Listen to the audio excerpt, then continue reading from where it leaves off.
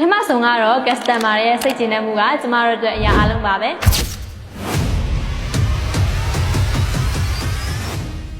မင်္ဂလာပါပြောင်းလဲမှုမြန်ဆန်တဲ့ digital ကမ္ဘာမှာလူကြီးမင်းစီးပွားရေးလုပ်ငန်းကိုအောင်မြင်ဖို့ဘာလိုအပ်လဲမှန်ကန်တဲ့မိဖက်တိကျတဲ့ရည်မှန်းချက်နဲ့ထူးခြားတဲ့ရလဒ်တွေပါဒါတွေအားလုံးအတွက် Trisa Digital Marketing ရှိပါရဲ့ရှင်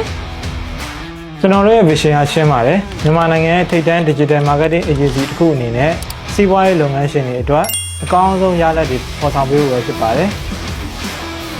ဒါတွေကိုဘယ်လိုအကောင့်ထဲပေါ်မလဲကျမတို့ရဲ့ mission က data တွေပေါ်မှာအခြေခံပါရဲ့ရှင်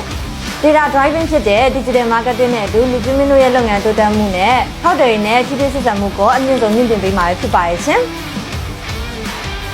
ဒါပေမဲ့နေပညာနဲ့မဟာဗျူဟာနေလည်းမလုံလောက်ပါဘူးကျွန်တော်တို့အလုပ်လုပ်တဲ့ခါတိုင်းစွဲကင်ထားတဲ့အဓိကတန်ဖိုးထားမှုတွေလည်းရှိပါတယ်